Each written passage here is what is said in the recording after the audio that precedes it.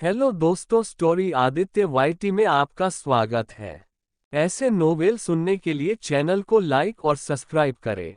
शुरू करते हैं एक novel, strict professor, part 8, chapter 81, UV का बाथरूम में छुपना और रोमांस। ईशा अपनी मॉम को हैरानी से देख रही थी। वही बाथरूम के अंदर खड़े युवराज ने इशू की मॉम की बात सुनकर अपने आप से कहा, सासू मॉम तो पहले से ही मुझसे इम्प्रेस लगती है। चलो अच्छा है, अब मुझे उन्हें पटाने में टाइम वेस्ट नहीं करना पड़ेगा। बस अब उनकी बेटी को पटाना है। वही रूम में ईशा ने चिढ़ते हुए कहा, मॉम आप ये सब ही कहने के लिए आई थी या फिर और भी कोई काम है आपको?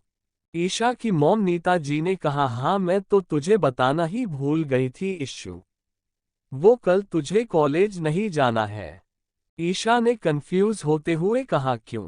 नीता जी ने कहा, क्योंकि कल हमें कहीं जाना है। ईशा कंफ्यूज थी। उसने पूछा, कहाँ जाना है मम्मा? नीता जी ने कहा, कल हमें लड़की देखने जाना है। ईशा ने मासूम सा चेहरा बनाते हुए कहा, क्या अब आप किसी लड़की को गोद लेना चाहते हो? नीता जी ने कहा, पागल लड़की, ईशान के लिए लड़की देखने जाना है। उसने उदास होते हुए कहा, तो ईशान भाई गोद लेने वाले हैं। ईशा की मॉम ने अपना सर पिट लिया ईशा की बात सुनकर। उन्होंने एक लंबी सांस लेते हुए कहा, शादी के लिए लड़की देखने जाना है।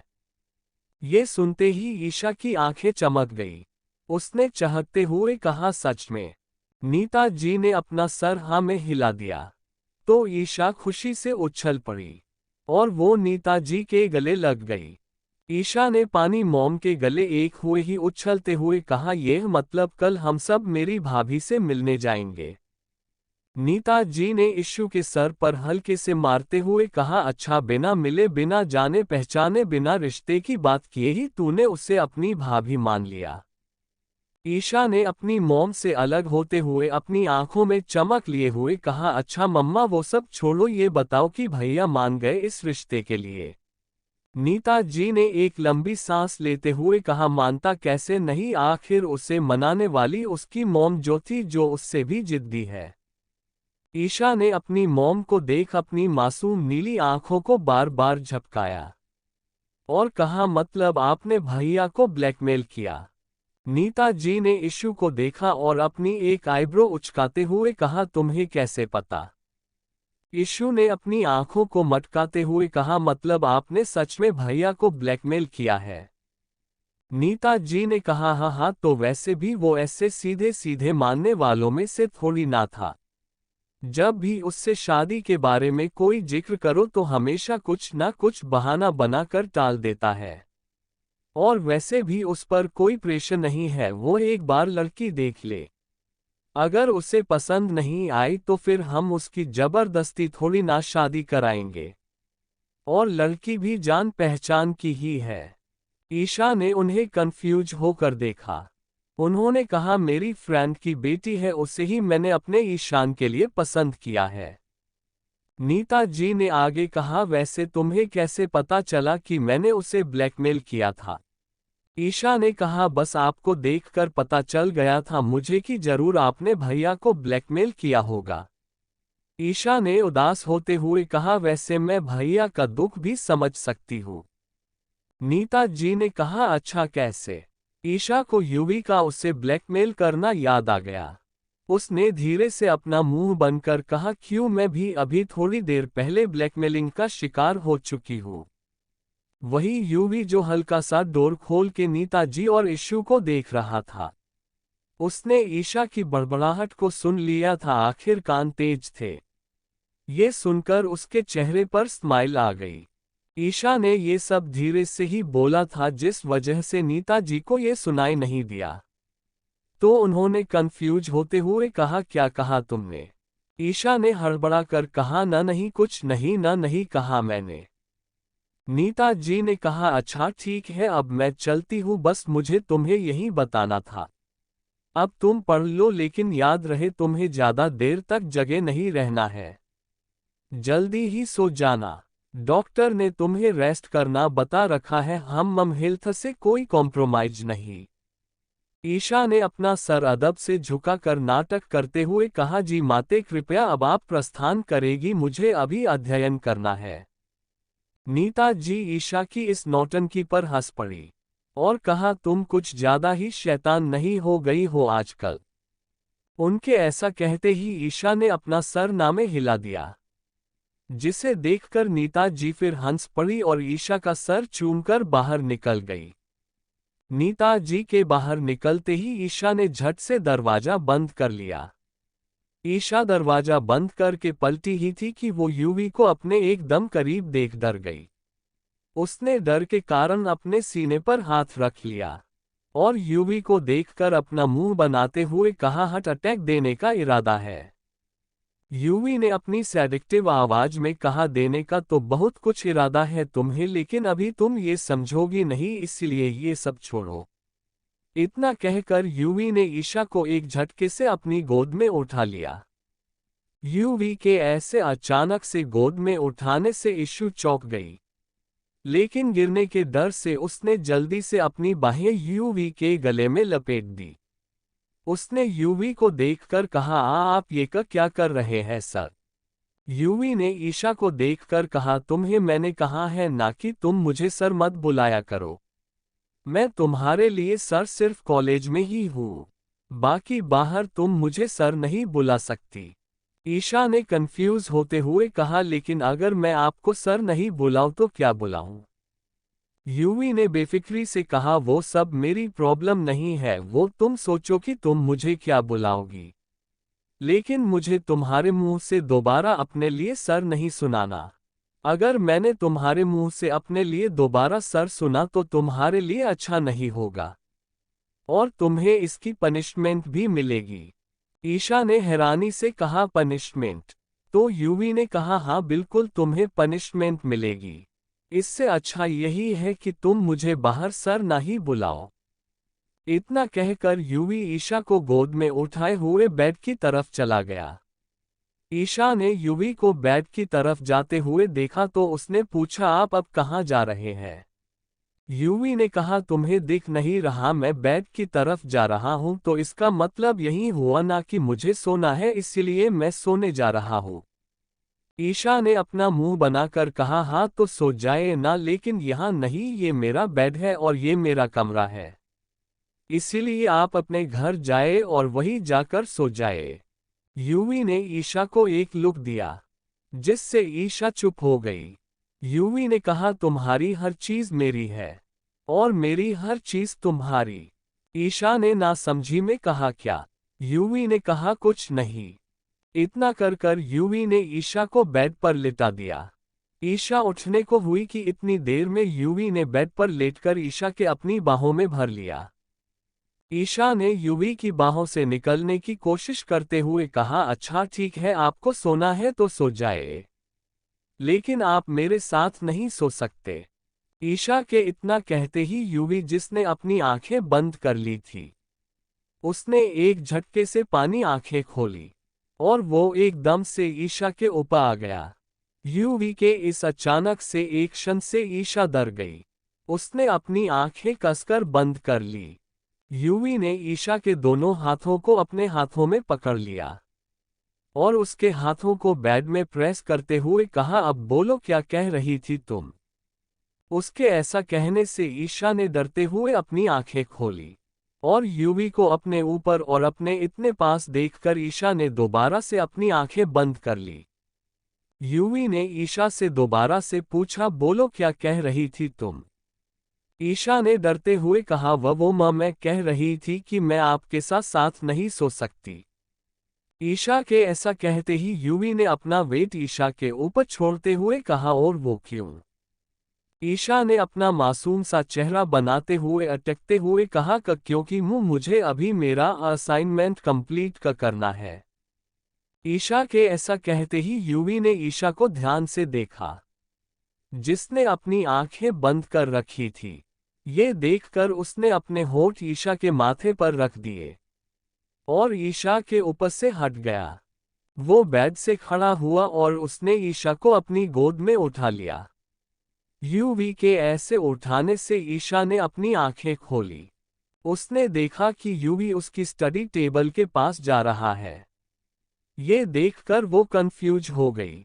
यूवी जाकर ईशा की स्टडी टेबल के पास रखी चेयर पर जाकर बैठ गया और ईशा को उसने अपनी गोद में बिठा लिया। चैप्टर 82 सॉफ्ट सी चीज। ईशा यूवी को कंफ्यूज होते हुए देखने लगी। ईशा को ऐसे कंफ्यूज होते देखकर यूवी ने उसे आंखों से पढ़ने का इशारा किया, जिसे देखकर ईशु ने कुछ कहना चाहा, लेकिन ऐसे में ईशा आगे कुछ कहती कि यूवी ने ईशा के होठों पर अपनी एक इंडेक्स फिंगर रख दी और कहा शश। यूवी के ऐसा करने से ईशा चुप हो गई और उसने अपनी बुक्स उठा ली। ईशा अब अपना असाइनमेंट बनाने लगी। यूवी ने ईशा को कमर से पकड़ लिया ताकि वो गिरे ना।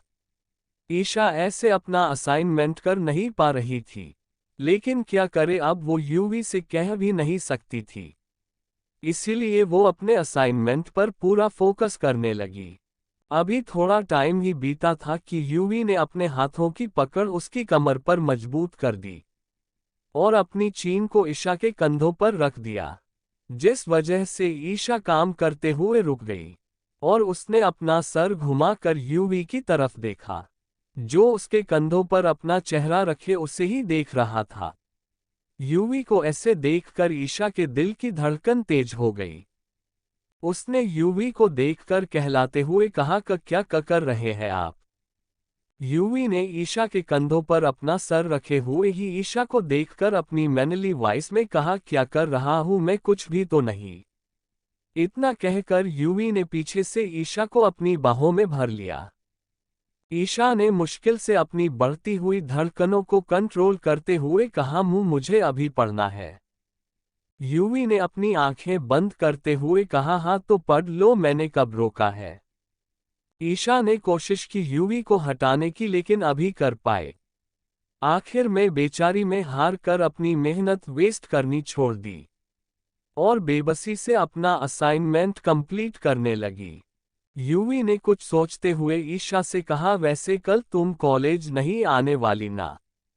ईशा ने अपना असाइनमेंट करते हुए कहा, हाँ, लेकिन आप क्यों पूछ रहे हैं। यूवी ने कहा, इसलिए क्योंकि कल तुम्हें कॉलेज आना है। ईशा ने हैरान होते हुए कहा, नहीं, बिल्कुल भी नहीं, मैं कल बिल्कुल भी नहीं आ सकती। आपने तो सुना ही था ना कि मम्मा ने क्या कहा था। यूवी ने कहा, हाँ, मम्मा ने कहा था। लेकिन यूवी अभी आगे कुछ कहता कि ईशा में कहा, एक मिनट, वो आपकी मम्मा नहीं है, मेरी है। ईशा की बात सुनकर यूवी ने अपने मन में कहा, कभी तो होंगी ना। यूवी को कुछ ना बोलता देखकर ईशा ने कहा, क्या हुआ। यूवी ने कहा, वैसे तुम कल नहीं आना चाहती तो ठीक है, लेकिन कल तुम नहीं आने वाली तो मुझे इसके बदले में क्या मिलेगा। ईशु ने कहा, लेकिन आपको क्यों लगता है कि आपको कुछ मिलेगा। यूवी ने अपना चेहरा ईशु की गर्दन में छुपाकर अपनी मैनली वॉइस में कहा, क्योंकि जो मुझे चाहिए होता है वो मैं लेकर रहता हूं। ईशु ने यूवी को बात सुनकर अपना मुंह बना लिया। ऐसे ही यूवी ईशा से बात कर रहा था, लेकिन उसने सुकून से अपनी आंखें बंद कर रखी थी। बीच बीच में ईशा उसकी बातों का जवाब भी दे रही थी। ईशा का डर अब यूवी के प्रति खुलने लगा था, क्योंकि इतने दिनों से यूवी उससे प्यार से पेश आ रहा था, जिस वजह से ईशा इसके साथ अब कंफर्टेबल होने लगी थी, जिसका एहसास उसे खुद ही नहीं था। अब देखते हैं ये एहसास तो उसे कब होने वाला था। कुछ देर बाद यूवी को कोई हलचल नहीं हुई तो उसने अपनी आंखें खोलकर ईशा को देखा, जो अपना असाइनमेंट कंप्लीट करते हुए सो गई थी। ईशु इस वक्त अपनी टेबल पर सर रखकर सो रही थी, जिसे देखकर यूवी के चेहरे पर स्माइल आ गई। उसने ईशा का सर धीरे से टेबल से उठाया और अपने सीने पर रख लिया। यूवी ने कुछ देर तक ईशा को देखा और उसने वही रखी हुई ईशा की बुक्स को समेटा और उन्हें अच्छे से रख दिया। फिर यूवी ने ईशा को ध्यान से अपनी बाहों में उठा लिया और बेड की तरफ बढ़ गया। यूवी ने ईशा को आराम से बेड पर सुलाया, जैसे वो कोई कांच की गुड़िया हो। ईशु को बेड पर सुलाकर यूवी भी खुद उसके बगल में लेट गया और उसने ईशा को बिल्कुल अपने से सटा लिया और ईशा के मासूम चेहरे को देखने लगा। ईशा सोते हुए बेहद खूबसूरत दिख रही थी। यूवी का मन कर रहा था कि ईशा को वो अपने अंदर कहीं छुपा ले, सबकी नजरों से दूर अपने पास। यूवी ने धीरे से ईशा के चेहरे पर आए बालों को अपने हाथ से हटाया और अपनी उंगली को ईशा के चेहरे पर फेरने लगा। वो कभी ईशा के गालों को छूता तो कभी उसकी बंद आंखों और पलकों को। तभी यूवी की उंगली फिसलती हुई ईशा के होठों पर आ रुकी, जिसे देखकर उसका गला सूख गया। उसने अपनी आंखें बंद कर ली और एक लंबी सांस ली और ईशा के माथे पर अपने होठ रख दिए और ईशा के माथे को शिद्दत से चूम लिया। ईशु ने नींद में ही यूवी को पिलो समझकर जकड़ लिया और आराम से सो गई। यूवी ने भी ईशा को अपनी आगोश में ले लिया और उसे देखते हुए ही वो खुद भी नींद की आगोश में चला गया। अगली सुबह ईशा और यूवी दोनों ही सुकून से बेड पर दिए हुए थे। दोनों ही पूरी दुनिया से बेखबर चैन से सो रहे थे। इस वक्त ईशा बिल्कुल आराम से सो रही थी और यूवी का सर ईशा के सीने पर रखा हुआ था, जिसे ईशा ने नींद में ही होल्ड कर रखा था और यूवी के हाथ ईशा की कमर को जकड़े हुए थे और उसने अपने पैरों को ईशा के पैरों पर रख रखा था। इस वक्त उन दोनों को देखकर यही लग रहा था कि यूवी ने पूरी तरह से ईशा को अपने नीचे दबा रखा है। ईशा यूवी के नीचे दबी हुई बिल्कुल नन्ही सी खरगोश लग रही थी, जो इस वक्त एक शेर के नीचे दबी हुई थी, लेकिन दोनों के ही चेहरे पर सुकून था। तभी यूवी ने नींद में ही अपना सर हिलाया तो उसे अपने चेहरे के नीचे कुछ सॉफ्ट सा फील हुआ। यूवी नींद में ही सोचने लगा कि ये क्या है। यूवी ने फिर से अपना सर हिलाया तो उसे वो सॉफ्ट सी चीज दोबारा से फील हुई। यूवी ने नींद में ही अपने हाथों को वहां पर रख दिया और उसे हल्का सा प्रेस किया तो यूवी को अपने हाथों में वो सॉफ्ट सी चीज महसूस हुई, जिस वजह से यूवी ने अब धीरे धीरे अपनी आंखें खोली, लेकिन उसने अभी भी अपना हाथ वहां से उठाया नहीं था। यूवी ने मुश्किल से अपनी आंखें खोली तो उसकी नज़र सीधा अपने हाथों पर गई और उसके हाथ किस जगह है ये देखकर उसकी आंखें बड़ी बड़ी हो गई और उसके शरीर में एक करंट दौड़ गया। यूवी की सारी नींद ही हवा हो चुकी थी। उसने हड़बड़ी में अपना हाथ हटा लिया और अपने माथे पर आए हुए पसीनों को पोंछने लगा। उसका ध्यान ईशा पर गया, जो उसने खुद में उसे यानी ईशा को अपने नीचे दबा रखा था। ये देखकर यूवी उठकर बैठ गया। उसका गला सूख रहा था अभी थोड़ी देर पहले का इंसिडेंट याद करके। उसने साइड से पानी का ग्लास लिया और उसमें मौजूद सारे पानी को एक ही सांस में पी गया। पानी पीने के बाद यूवी ने एक चैन की सांस ली, लेकिन यूवी की नजरों के आगे बार बार वही सीन आ रहा था, जिस वजह से यूवी का ध्यान बार वहीं पर जा रहा था, जिसे महसूस करके यूवी ने खुद को ही चपत लगाई। उसने टाइम देखा, सुबह के 5 बज रहे थे। ये देखकर उसने ईशा को देखा जो यूवी की हालत से बेखबर आराम से सो रही थी। उसे तो कोई खबर ही नहीं थी। यूवी बेड पर पीछे की तरफ टिककर बैठा हुआ था, जो आधा लेटा हुआ था और आधा बैठा हुआ था। तभी ईशा ने करवट ली और यूवी को उसकी कमर से पकड़ कर लिया और अपना पिलो समझकर वो उसे हक करके सो गई। यूवी जो खुद को कंट्रोल करने की कोशिश कर रहा था, ईशा की इस हरकत से उसकी सांसें ही अटक गई। उसने अपनी आंखें कसकर बंद कर ली और अपना सलाइवा गटक लिया।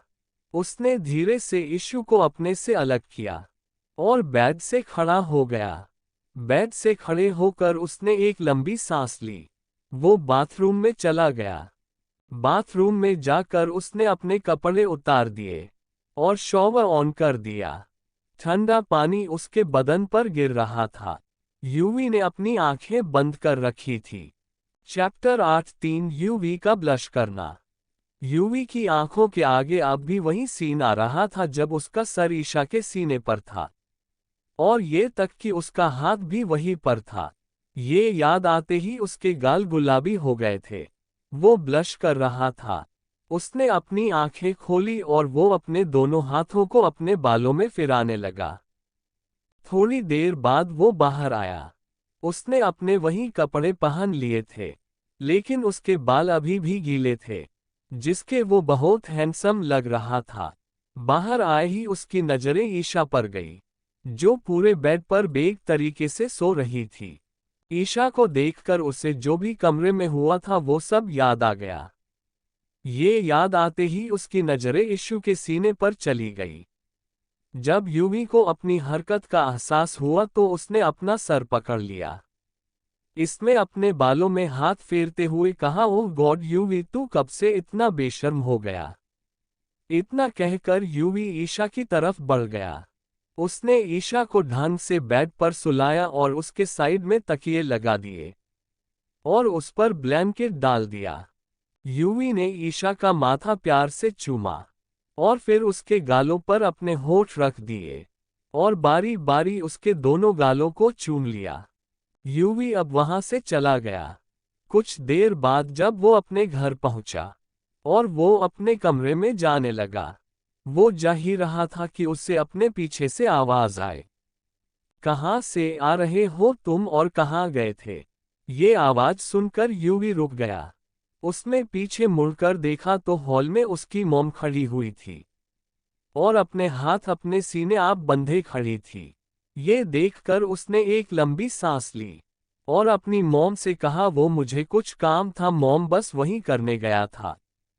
यूवी की मॉम ने कहा, ऐसा कौन सा काम था जिसे पूरा करने में लिए तुम पूरी रात घर से बाहर थे। यूवी ने बिना किसी एक्सप्रेशन के कहा, काम जरूरी था इसीलिए जाना पड़ा।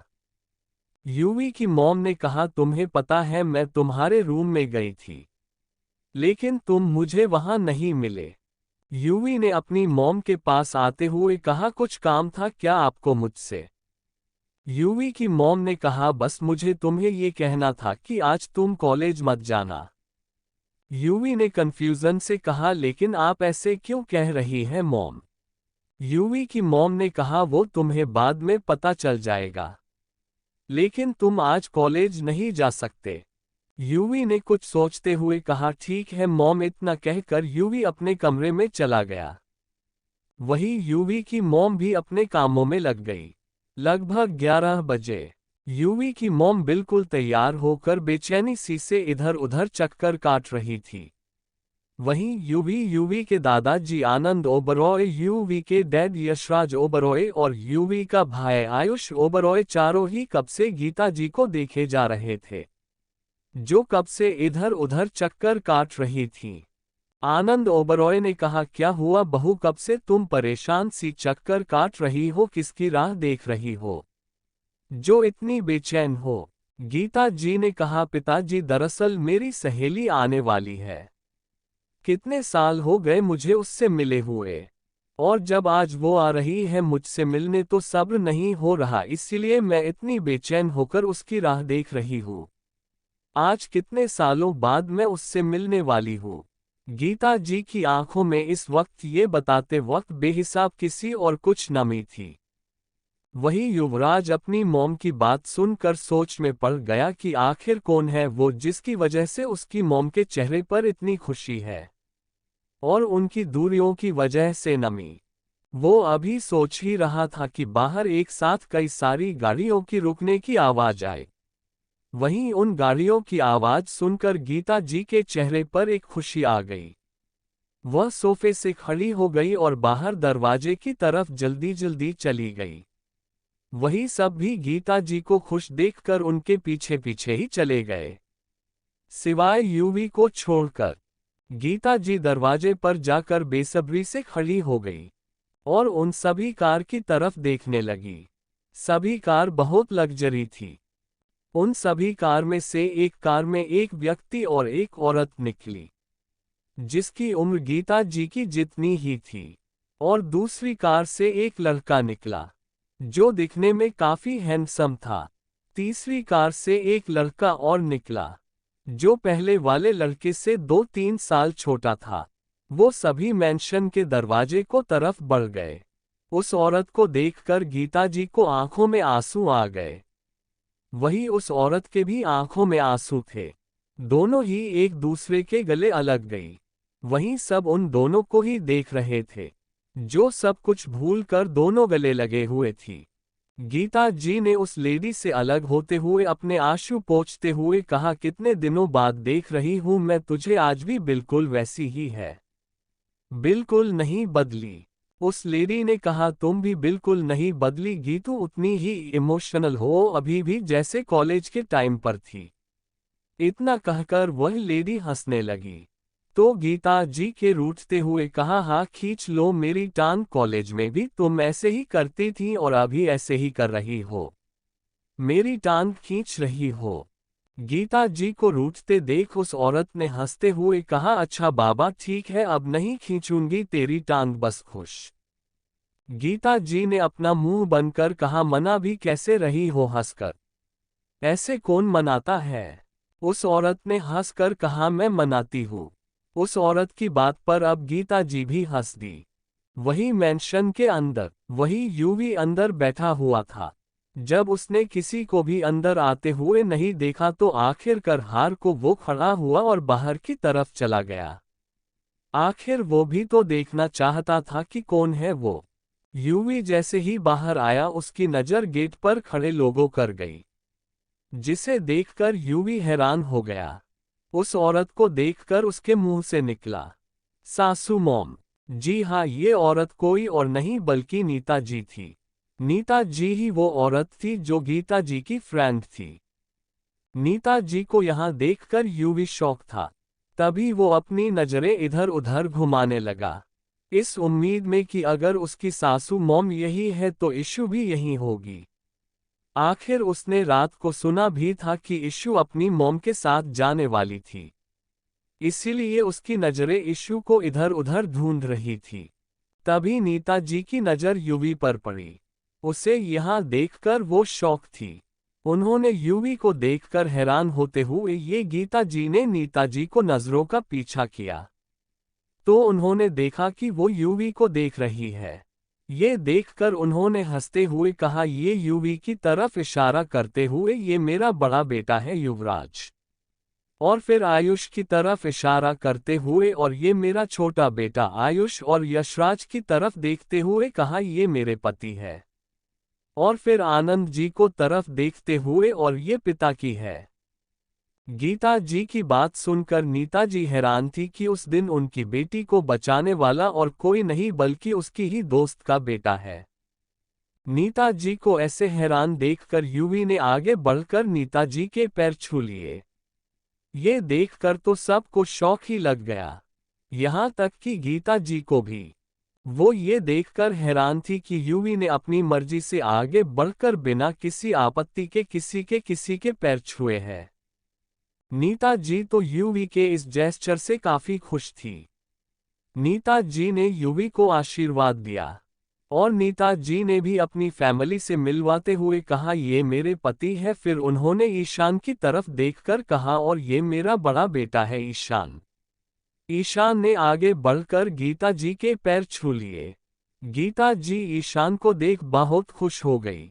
उन्होंने नीता जी को इशारे से कुछ कहा, जिसे समझकर नीता जी ने मुस्कुराकर अपना सर हाँ में हिला दिया। तो गीता जी खुश हो गई। फिर नीता जी ने पीयूष की तरफ इशारा करते हुए कहा, और ये है मेरा छोटा बेटा पीयूष। पीयूष ने भी आगे बढ़कर गीता जी के पैर छू लिए। तभी नीता जी ने अपने चारों तरफ देखा, लेकिन जब उसे इशू नहीं मिली तो उसने पीयूष की तरफ देखा और कहा, इशू कहाँ है। चैप्टर 84। नीता जी के ऐसा कहते ही यूवी के कान खड़े हो गए। पीयूष ने अपने आसपास देखा तो उसे इशू कहीं नहीं दिखी। तो वो अपनी कार के पास गया, तो उसने देखा कि इशू कार के अंदर बैठी उसे घूर रही थी।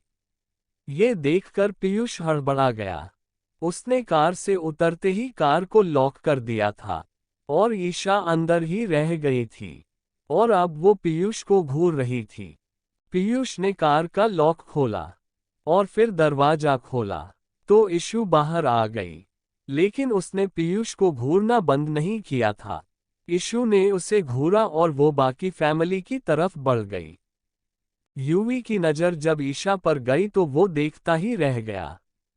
इस वक्त इशू ने एक बहुत ही सुंदर डंगरी ड्रेस पहना हुआ था, जो वाइट और बेबी पिंक कलर में था, जिसमें वो बिल्कुल बच्ची लग रही थी। उसने अपने बालों की हाई पोनीटेल कर रखी थी, लेकिन फिर भी उसके बाल उसकी कमर से नीचे तक थे। उसके बालों की कुछ लंटें उसके गालों को चूम रही थी। उसने अपने पैरों में वाइट शूज पहन रखे थे। उसने अपने होठों पर बस हल्का सा पिंक लिप बाम लगा रखा था, जिसमें वो बहुत क्यूट और बेहद खूबसूरत लग रही थी। वो बिल्कुल इस वक्त एक स्कूल गोइंग लड़की लग रही थी। उसकी बड़ी बड़ी नीली आंखें किसी तारे की तरह टिमटिमा रही थी, और उसके चेहरे की मासूमियत तो किसी को भी उसमें खो जाने को मजबूर कर दे। और वही हाल अभी इस वक्त यूवी का था। वह तो ईशा में खो ही गया था, और सिर्फ यूवी ही नहीं बल्कि वहां बाकी सब भी ईशा को ही देख रहे थे। आखिर वह लग भी एकदम प्यारी सी मासूम सी बच्ची रही थी। इशू अपनी मॉम नीता जीले पास खड़ी हो गई और बाकी सबको देखने लगी जो उसे ही देख रहे थे। वो उन सब के ऐसे देखने से कंफ्यूज हो गई। उसे नहीं पता था कि वो लोग उसे क्यों देख रहे हैं। इसीलिए वो अपनी नीली नीली आंखों से सबको टुकुर टुकुर देखने लगी। तभी उसकी नज़र यूवी पर गई, जो उसे ही खोए हुए देख रहा था। यूवी को यहाँ देखकर उसकी आंखें बड़ी बड़ी हो गई। उसने अपने मन में कहा, ये सर यहाँ पर क्या कर रहे हैं। वो कंफ्यूज होकर सभी को देख रही थी। नीता जी ने जब उसे ऐसे कंफ्यूज देखा तो उसने इशू को सभी से मिलवाया। फिर नीता जी ने इशू को गीता जी से मिलवाते हुए कहा, गीतू ये है मेरी बेटी ईशा, घर में सबसे छोटी है, सबकी लाडली। फिर इशू की तरफ देखते हुए, और इशू ये है मेरी फ्रेंड, मैंने कल तुम्हें बताया था ना जिनके बारे में, ये वही है। इशू ने आगे बढ़कर गीता जी के पैर छू लिए। गीता जी ने इशू को आशीर्वाद दिया और इशू को खड़ा करके उसे अपने गले से लगा लिया।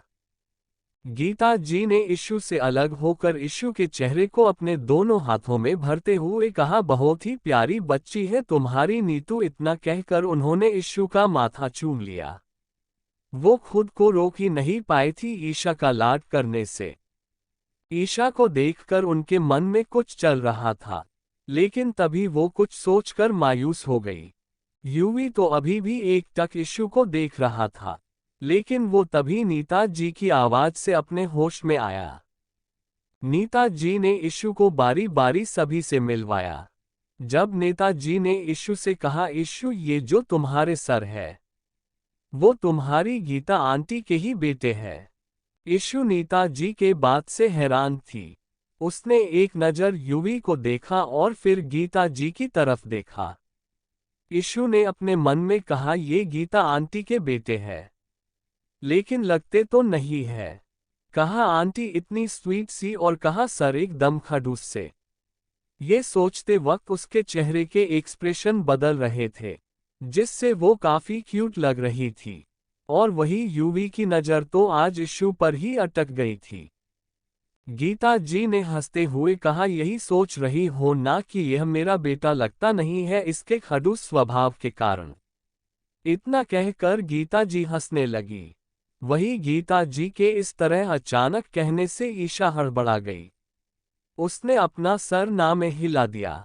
गीता जी ने कहा, डरने की जरूरत नहीं है बेटा, और मुझे पता है कि जब भी मैं इसे अपना बेटा बताती हूँ तो सबके मन में बस यही आता है कि ये और मेरा बेटा इम्पॉसिबल है। इतना कहकर गीता जी हंसने लगी। वही इशू के भी चेहरे पर स्माइल आ गई। इशू ने अपने मन में कहा, मतलब मेरी होने वाली भाभी सर की बहन है, कहीं वो सर की तरह खड़ूस हुई तो। सोचते हुए, और क्या पता वो आंटी जैसी हो, तो आंटी तो काफी स्वीट है।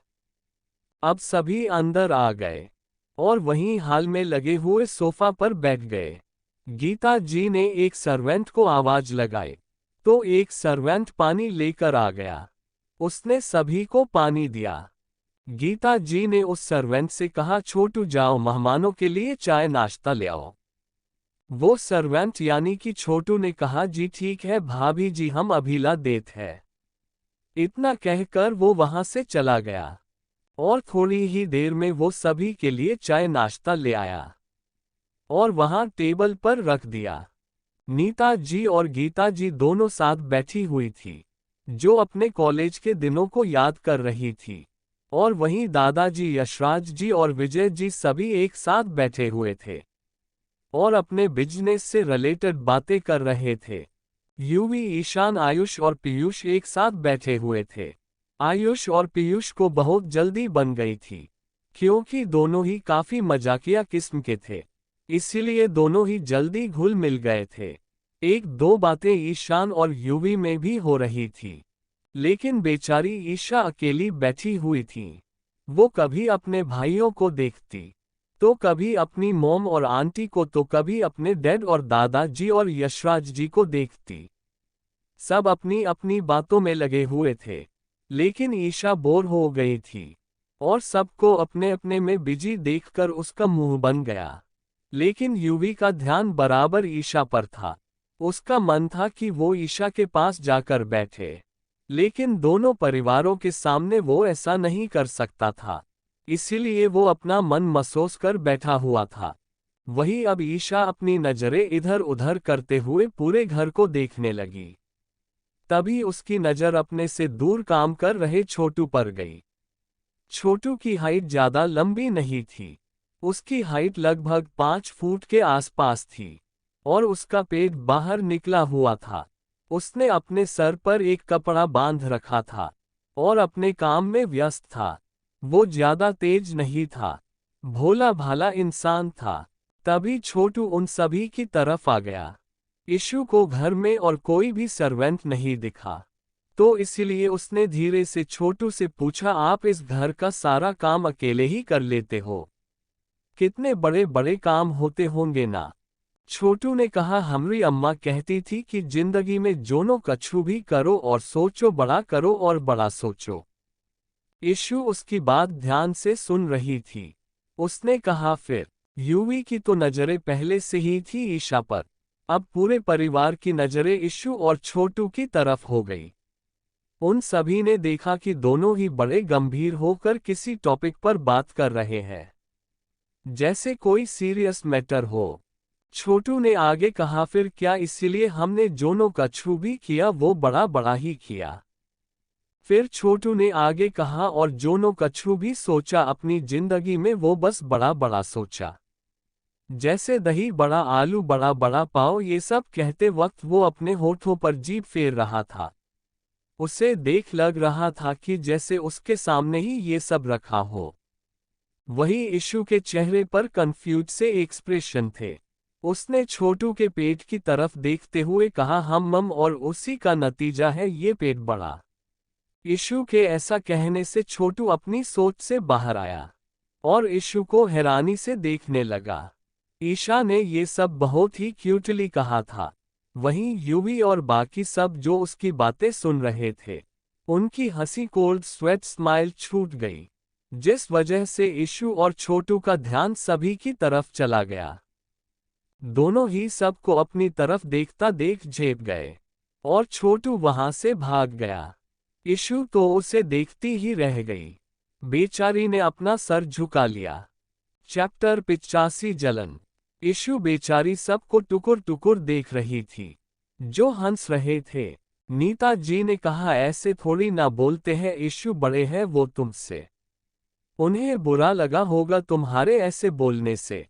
गीता जी ने कहा, अरे रहने दो नीतू, उसने ये सब जानबूझकर नहीं किया, और वैसे भी छोटू है ही ऐसा मजा किया, वो पूरे दिन ही ऐसी बातें करते रहता है और उसे दूसरों से ऐसे बात करना पसंद भी है।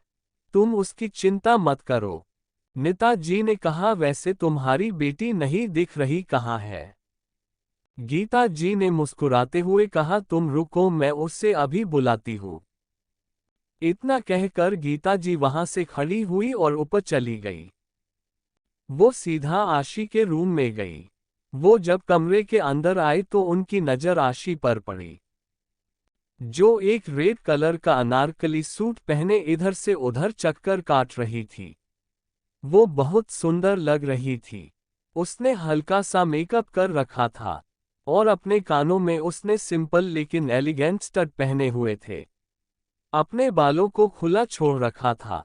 उसने अपने दुपट्टे को अपने कंधे पर साइड पिनअप कर रखा था और उसने अपने माथे पर एक छोटी सी स्टोन बिंदी लगा रखी थी। उसने अपने हाथों में रेड कलर की चूड़ियां पहनी हुई थी। वो बहुत ही प्यारी लग रही थी। जब उसकी नज़र अपनी मॉम पर पड़ी तो वो बेचैन सी अपनी मॉम के पास आए और कहने लगी, मॉम क्या ये शादी करनी जरूरी है? मैं अभी इसके लिए बिल्कुल भी तैयार नहीं हूँ। गीता जी ने आशी को समझाते हुए कहा, तुम पर कोई प्रेशर नहीं है आशी, तुम बस एक बार लड़के से मिल लो, उससे बात कर लो। अगर तब भी तुम इस रिश्ते से राजी ना हो और तुम्हें लड़का पसंद ना हो तो तुम इस शादी के लिए मना कर देना। तुम्हें कोई कुछ नहीं कहेगा। अपनी मॉम की बात सुनकर आशी उन्हें बेबसी से देखने लगी। उसने अपने मन ही मन कहा, अब आपको कैसे बताऊं मैं मॉम कि मैं ये शादी क्यों नहीं कर सकती। कितनी बेबस हूं मैं आज, मैं आपको कुछ बता भी नहीं सकती मॉम कि मेरे दिल में पहले से ही कोई है। दिल में कोई और शादी किसी और से। इतना सोचते हुए ही उसकी आंखों में आंसू आ गए, लेकिन उसने जल्द ही अपने आप को संभाल लिया और अपना सर झुका लिया। गीता जी आशी को अपने साथ लेकर चली गई। वो आशी को लेकर सबके पास पहुंच गई, लेकिन इन सब में आशी ने अपनी नजरें नीचे झुका रखी थी। उसने एक बार भी अपना सर ऊपर करके नहीं देखा था। वही हॉल में सभी की नजर आशी पर पड़ी। वही ईशान भी अपना सर झुकाए बैठा था। उसने भी अपना सर उठाकर ऊपर नहीं देखा था। उसे इस शादी में कोई इंटरेस्ट नहीं था, लेकिन वो यहाँ सिर्फ और सिर्फ अपनी मॉम के लिए आया था, जिस वजह से वो चुपचाप बैठा हुआ था। नीता जी को आशी देखते ही ईशान के लिए पसंद आ गई थी। नीता जी ने आशी को अपने पास बिठा लिया और उसका सर प्यार से सहलाया। नीता जी ने आशी से पूछा, नाम क्या है तुम्हारा बेटा? नीता जी के सवाल पर आशी ने अपना सर झुकाए हुए ही अपनी सॉफ्ट आवाज में कहा, जी आशी। आशी की आवाज सुनकर ईशान का चेहरा अपने आप ऊपर उठ गया। उसकी नजर आशी पर गई तो वो उसे देखता ही रह गया, लेकिन आशी की नजरें अभी भी झुकी हुई थी। नीता जी ने मुस्कुराकर कहा, बहुत प्यारा नाम है। ऐसे ही नीता जी ने थोड़ी देर और आशी से कुछ सवाल किए और आशी भी उनकी बातों का जवाब सहजता से दे रही थी, लेकिन उसने अपनी नजरें अभी भी नहीं उठाई थी। लेकिन ईशान की नजरें उसी पर ही थी। नीता जी ने गीता जी से कहा, गीतू तेरी बेटी बड़ी ही प्यारी है और मुझे काफी पसंद भी है अपने ईशान के लिए। तुम क्या कहती हो? गीता जी ने कहा, ये तो अच्छी बात है कि तुझे मेरी बेटी पसंद आए। एक बार दोनों बच्चे भी आपस में बात कर ले तो अच्छा है। आखिर अपनी पूरी जिंदगी साथ में इन दोनों को ही बितानी है। नीता जी ने कहा, जरूर। गीता जी ने आशी से कहा, आशी जाओ बेटा, ईशान को अपने साथ ले जाओ। गीता जी के कहने पर आशी खड़ी हो गई। आशी को देखकर ईशान भी खड़ा हो गया और वो दोनों ही हॉल से चले गए। आशी और ईशान दोनों ही ग्राउंड में आ गए थे और दोनों ही धीरे धीरे वहां टहलने लगे, लेकिन वह दोनों ही बिल्कुल खामोश थे। वहीं मैंशन के अंदर सभी बड़ों को छोड़कर सभी बच्चे पूरे मैंशन में घूम रहे थे, क्योंकि गीता जी में देखा कि पीहू बोर हो रही थी, तो इसलिए उन्होंने आयुष को कहा कि वो ईशु और पीयूष को पूरा मैंशन दिखा दे, जिससे ईशा यहाँ बोर ना हो। आयुष ईशा और पीयूष को पूरा मैंशन दिखा रही थी और वहीं यूवी वहीं हाल में बैठा हुआ था और उसकी नजरें सिर्फ और सिर्फ ईशु पर थी, लेकिन ईशु का ध्यान बिल्कुल भी यूवी पर नहीं था। वो तो चाहते हुए पूरे मेंशन को देखने में बिजी थी। गीता जी ने इशू को देखकर कहा, तुम्हारी बेटी बहुत इनोसेंट है नीतू, बिल्कुल एक बच्चे की तरह। नीता जी ने गीता जी के कहने पर इशू को देखा और मुस्कुराते हुए अपना सर हाँ हाँ में हिला दिया। वहीं अपनी मॉम की बात सुनकर यूवी मन ही मन मुस्कुराने लगा। गीता जी ने इशू को देखकर कहा, तुझे पता है नीतू, जब हम कॉलेज में थे तो सिर्फ एक ही बात कहते थे। नीता जी ने हंसते हुए कहा, हाँ, ये कि हमारी दोनों की दोस्ती को हम दोनों रिश्तेदारी में बदलेंगे। नीता जी की बात पर गीता जी ने अपना सर हिलाते हुए कहा, हमने ये डिसाइड किया था कि अगर मेरे बेटी हुई तो वो तुम्हारी बहू बनेगी, और आगे तुम्हारी बेटी हुई तो वो मेरी बहू बनेगी। गीता जी के ऐसा कहने से यूवी की नजरें अपने आप अपनी मॉम पर चली गई। लेकिन फिर गीता जी ने उदास होते हुए कहा, लेकिन क्या करूं, तेरी बेटी तो काफी छोटी है और इशू की एज का मेरा कोई बेटा भी नहीं है। यूवी की नजरें भले ही अपने फोन में था, लेकिन उसके कान पूरी तरह से गीता जी और नीता जी की तरफ था। गीता जी ने इशू और आयुष को देखा जो किसी बात पर हंस रहे थे। गीता जी ने इशू और आयुष को देखकर कहा, वैसे इशू और आयुष की जोड़ी कितनी अच्छी है ना, दोनों साथ में कितने अच्छे लगते हैं। तुम क्या कहती हो? गीता जी के ऐसा कहने से नीता जी ईशा और आयुष को देखने लगी। वही यूवी का ध्यान जो पूरी तरह से अपनी मॉम और अपनी होने वाली सासू मॉम की कन्वर्सेशन में था। ये सुनते ही उसकी नजरें अपने आप इशू और आयुष की तरफ उठ गई और अपनी मॉम की बातें को सुनकर यूवी के हाथों की मुट्ठियां कस गई। उसकी आंखों में गुस्सा झलकने लगा था। वो अपने सपने में भी कभी इशू का नाम किसी और के साथ जुड़ता हुआ नहीं देख सकता था, लेकिन यहाँ तो साक्षात उसकी मॉम ही ने उसके प्यार को किसी और के साथ देखना भी शुरू कर दिया था। यूवी अपनी घूरती हुई नजरों से उस तरफ देखने लगा जहां पर इस वक्त वो और आयुष ही दोनों किसी बात पर हंस थी। वो दोनों इस वक्त सबसे बेखबर एक दूसरे की कंपनी में खुश थे। वहीं यूवी उन दोनों को ही अपनी खतरनाक नजरों से घूर रहा था। तभी उसने देखा कि आयुष ने ईशा के कंधों पर अपना एक हाथ रख दिया है, जिसे देखकर उसके तन बदन में आग लग गई। वो आयुष के हाथ को घूरने लगा जो इशू के कंधों पर अभी भी था। उसका मन कर रहा था कि वो खुद जाए और आयुष का हाथ इशू के कंधों से हटा दे।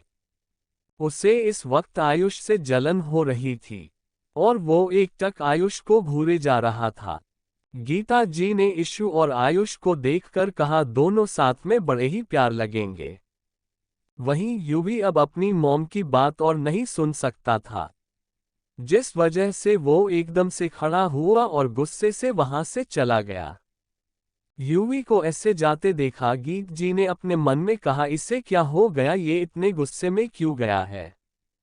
वही आयुष इशू और पीयूष को पूरा मेंशन दिखाने लगा।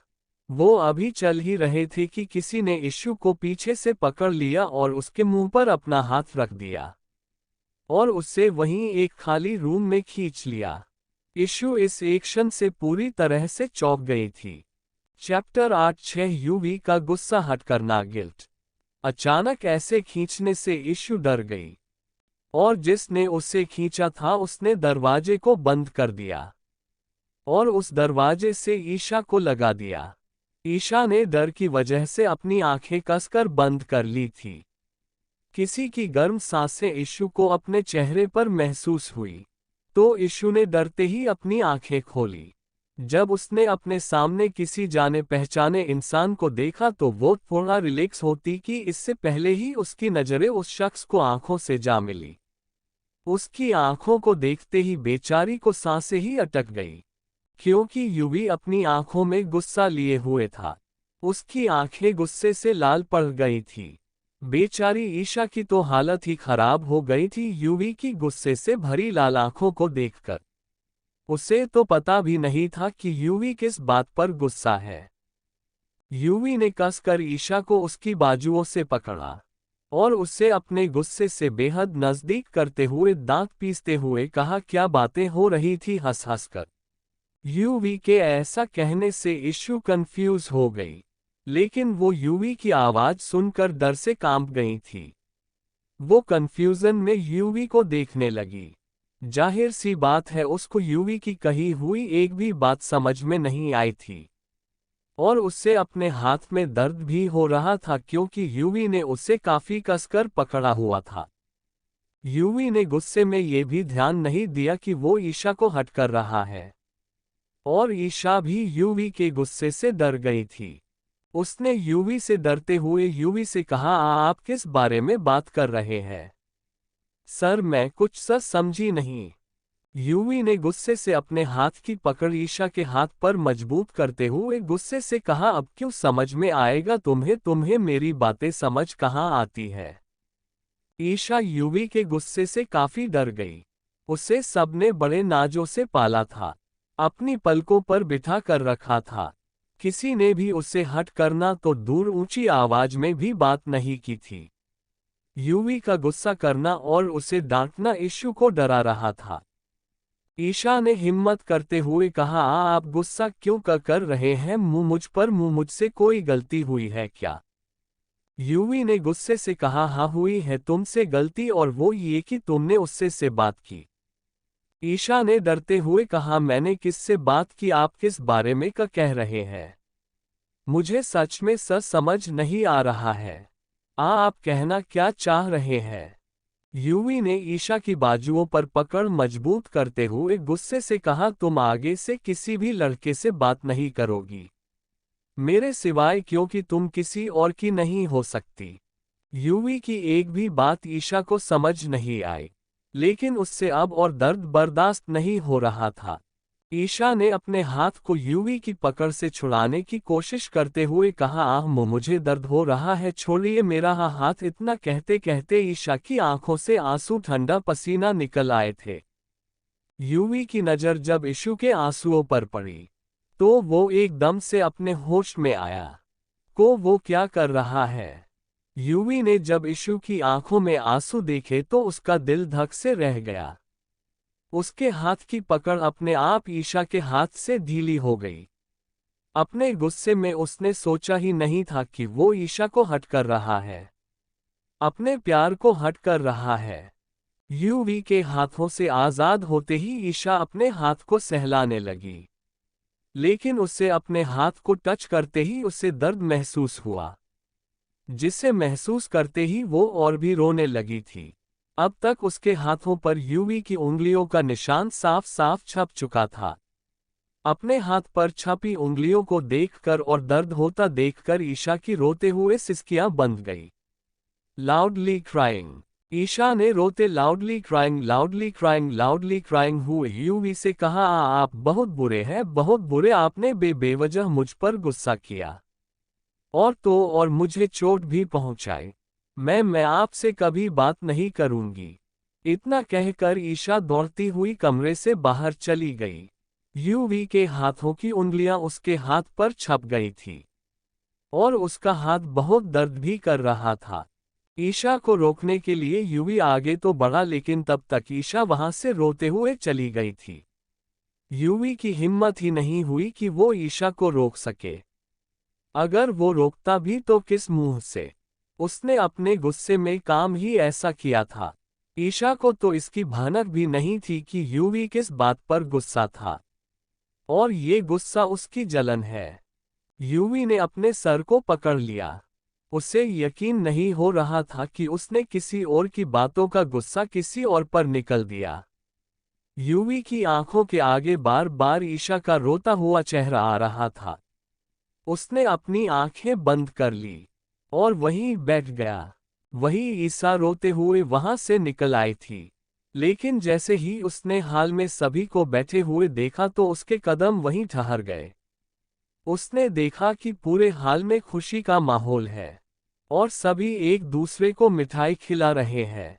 ये देखकर उसे पता लग गया कि उसके भाई का रिश्ता तय हो चुका है। ये जानकर वो खुश तो थी, लेकिन उसे रोना भी आ रहा था दर्द की वजह से। ईशु ने अपने आंसू पोंछे और अपने आप को नॉर्मल करने लगी, क्योंकि वो नहीं चाहती थी कि उसके भाई का इतना स्पेशल डे उसकी वजह से बर्बाद हो जाए। जब ईशु को लगा कि वो शांत हो गई है, तो वो अपने चेहरे पर एक नकली मुस्कुराहट सजाकर सभी की तरफ बढ़ गई। उसे वहां जाकर पूछा तो सबने उसे रिश्ता पक्का होने की खुशखबरी दी, जिससे वो खुश हो गई। थोड़ी ही देर और रिश्ते को लेकर सभी की आपस में बात हुई, और सभी वहां सबसे से अलविदा लेकर आ गए। वही ईशु पूरे रास्ते गुमसुम सी थी। उसने अपने हाथ को ऐसे छुपा रखा था कि किसी को भी कोई शक ना हो और ना ही उसके हाथ पर यूवी की उंगलियों के निशान दिखे। वही ओबरॉय मैंशन में यूवी बिल्कुल सुन्न हुए उसी कमरे में बैठा हुआ था। उसे बेचैनी हो रही थी। उसे गिल्ट महसूस हो रहा था कि उसने बेवजह ही ईशा को हट कर दिया, जिसमें उसकी तो कोई गलती भी नहीं थी। उसे तो पता भी नहीं था कि क्या हो रहा है। यूवी को अब अपने किए पर पछतावा हो रहा था, और साथ ही साथ उसे अपने ऊपर गुस्सा भी आ रहा था कि उसने ईशा पर गुस्सा किया, और वो भी बेवजह। उसने सोचा कि वो अभी ईशा को सॉरी कह देगा और उसे मना लेगा। ये सोचकर यूवी झट से खड़ा हुआ और उस कमरे से बाहर निकल गया। वो जल्दबाजी में हॉल में आया। जब उसने हॉल में देखा तो उसे वहां पर कोई भी नहीं मिला। ये देखकर उसने अपनी नजरें पूरे हॉल में दौड़ाई, लेकिन उसे कोई भी दिखाई नहीं दिया। उसे वहीं पर काम कर रहे छोटू से कहा, छोटू वो गेस्ट यहाँ थे को कहाँ गए, और मॉम डैड दादू सब कहाँ है। छोटू ने कहा, साहब वो मेहमान लोग तो यहाँ से जा चुके हैं, और बड़े साहब यशराज जी अपने ऑफिस चले गए, और आशी बिटिया अपने रूम में चली गई, और आयुष बाबा बाहर चले गए। दादाजी अपने कमरे में आराम करने चले गए, और मैडम जी आशी बिटिया के साथ उनके कमरे में ही है। यूवी ने जब सुना कि ईशा वहां से जा चुकी है, तो वो उदास हो गया और अपने कमरे में चला गया। कमरे में पहुंचकर वो पेट के बल अपने बेड पर गिर गया।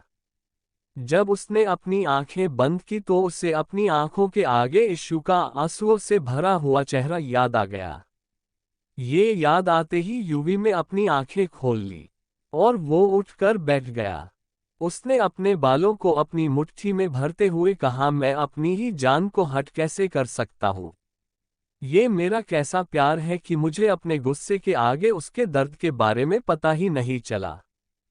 वहीं अरोरा विला में ईशा जब अपने घर पहुंची तो को सीधा कार से उतरकर अपने कमरे में चली गई, और उसमें अपना रूम अंदर से बंद कर लिया। इतनी देर से ईशा ने जो बड़ी मुश्किल से अपने आप को रोने से रोक रखा था, उसका सब्र का बांध अब टूट गया। उसके आंसू बहने लगे, और वो अपने बेड से सटकर नीचे फर्श पर बैठ गई।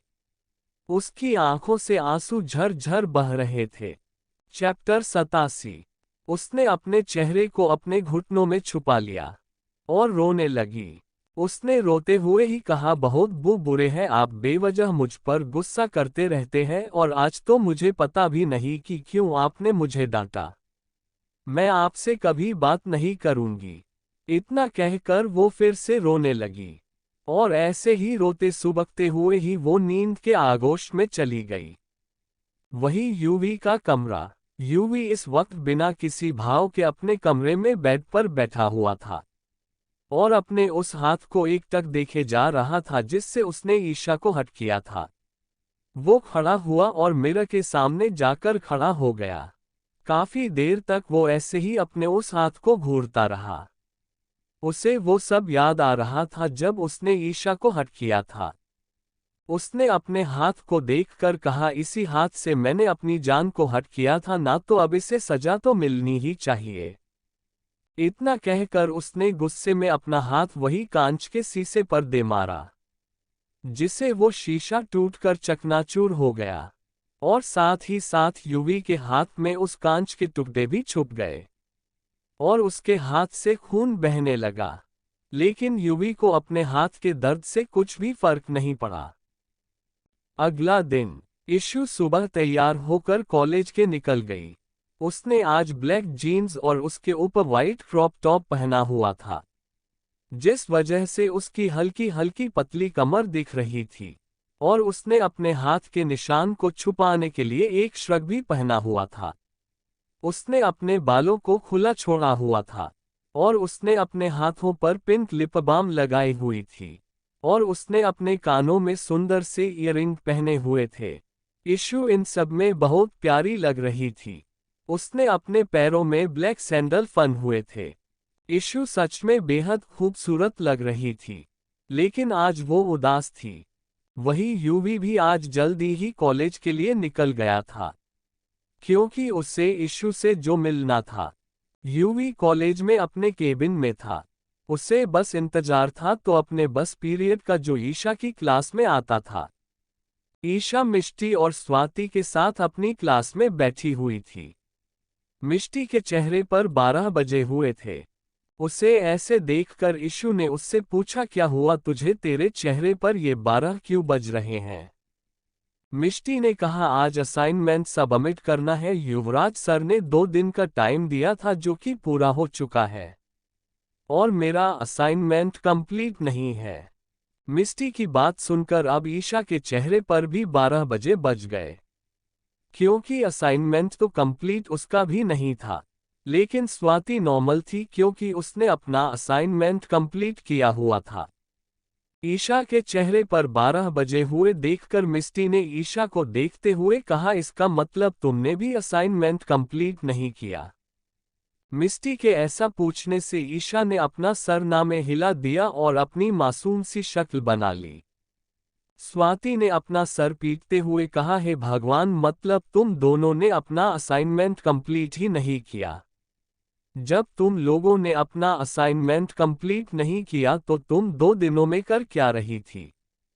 मिष्टी ने मासूम सी शकल बनाते हुए कहा, वो जब भी मैं असाइनमेंट बनाने बैठती थी तो मुझे नींद आ जाती थी। जैसे जैसे करके मैंने अपना आधा असाइनमेंट कंप्लीट किया है। स्वाति ने अब ईशु को देखकर कहा, और तुम? ईशा ने अपनी शकल मासूम सी बनाते हुए कहा, वो दरअसल मैं कल असाइनमेंट नहीं बना पाई क्योंकि कल मेरे भाई का रिश्ता पक्का हुआ है। मिष्टी ने खुशी से कहा, ईशान भाई का? मिष्टी के पूछने पर ईशा ने अपना सर हाँ में हिला दिया। मिष्टी ने खुशी से चहकते हुए ईशा से कहा, तुम उस लड़की को जानती हो जिसके साथ ईशान भाई का रिश्ता पक्का हुआ है? मिष्टी के ऐसा कहने से ईशा हड़बड़ा गई। उसने अटकते हुए कहा, हाँ मतलब नहीं, मैं नहीं जानती, बल्कि मेरी मॉम जानती है। वो लड़की मेरी मॉम की फ्रेंड है। ईशा के ऐसा कहने से मिष्टी ने कहा, व्हाट? ईशा ने अपने आप को सही करते हुए कहा, मेरा मतलब है कि जिस लड़की के साथ मेरे भाई का रिश्ता पक्का है उसकी मॉम मेरी मॉम की फ्रेंड है। इतना कहकर ईशा ने अपने दांत चमका दिए। वह सब अभी बातें कर ही रही थी कि यूवी क्लास में इंटर हुआ। यूवी के क्लास में इंटर होते ही सबके सब शांत हो गए।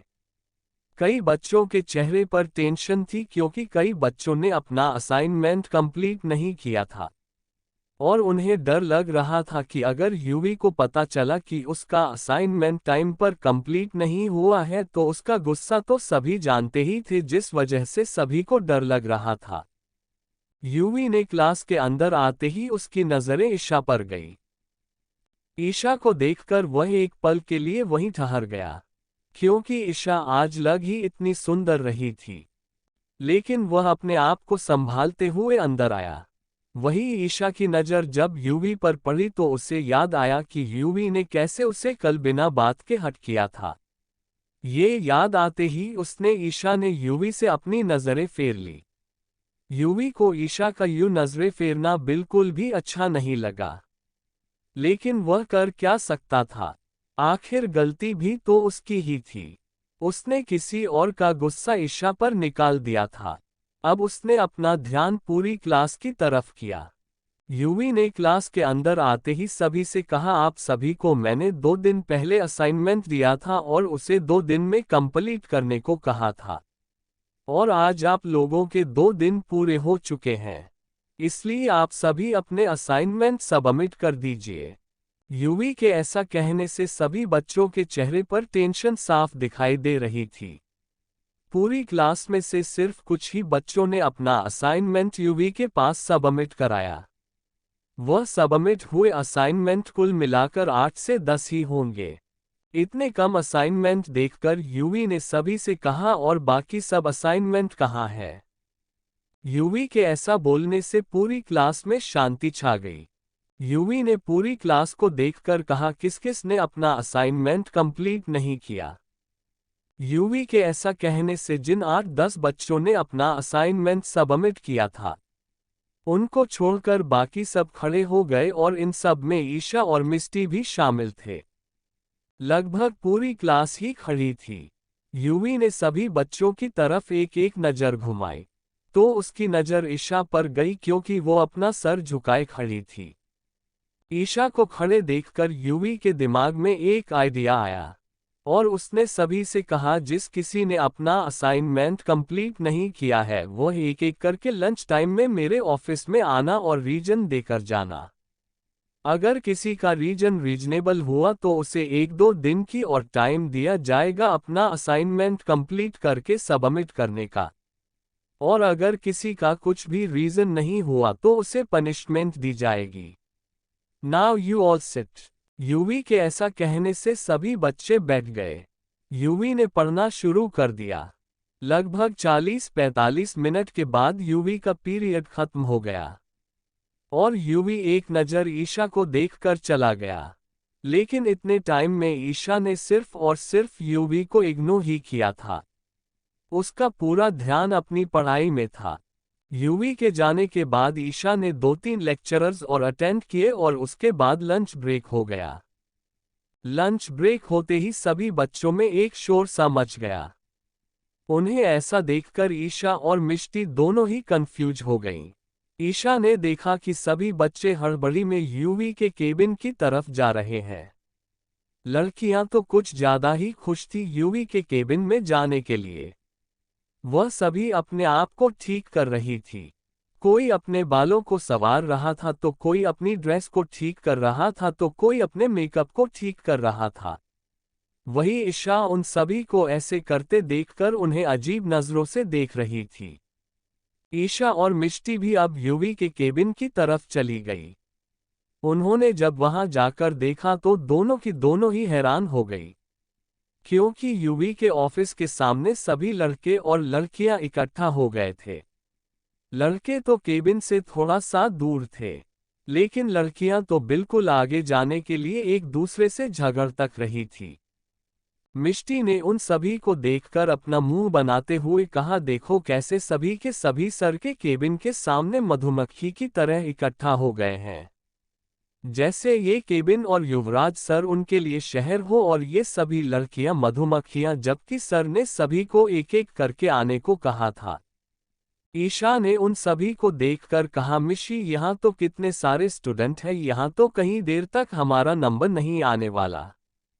ईशा की बात पर मिष्टी ने सहमत होते हुए कहा, हाँ ईशु तू सही कह रही है।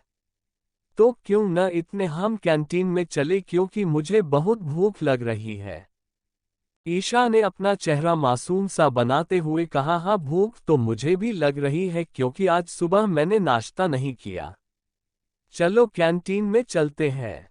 मिष्टी ने ईशा को देखकर कहा, वैसे सूरज आज दूसरी दिशा से तो नहीं निकला है ना, जो तू नाश्ता करके नहीं आई।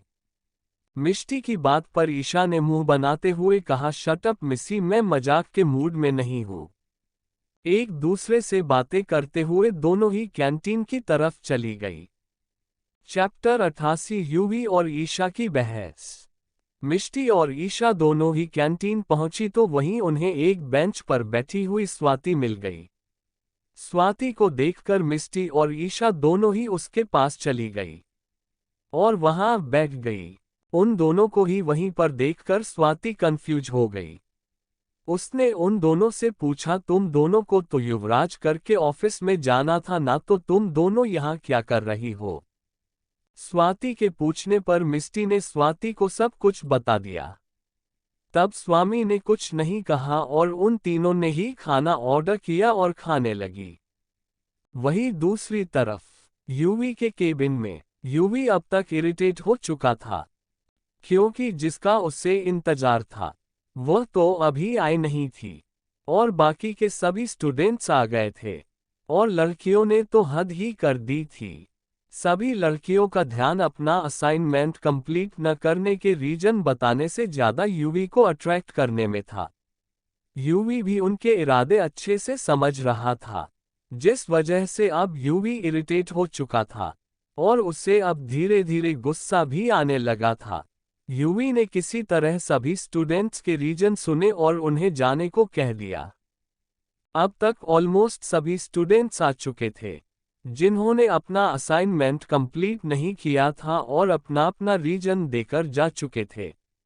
लेकिन यूवी को जिसका इंतजार था वो अभी तक नहीं आई थी। यूवी की नजरें उम्मीद में अपने केबिन के दरवाजे की तरफ देख रही थी कि शायद ईशा यहां आ ही जाए।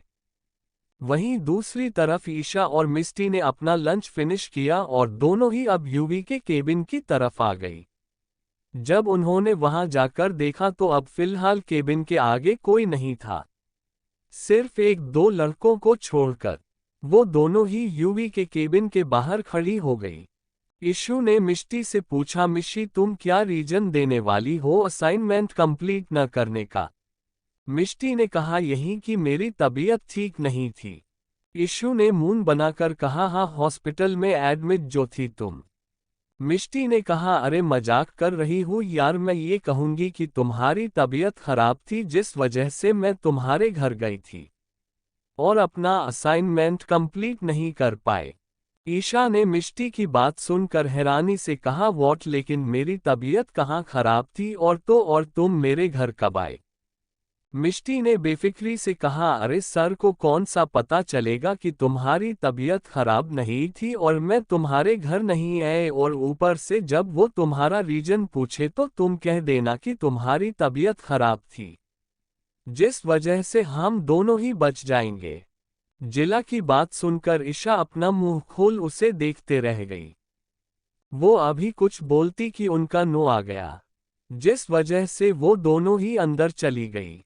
वही यूवी अंदर किसी तरह अपने गुस्से को कंट्रोल किए हुए बैठा था।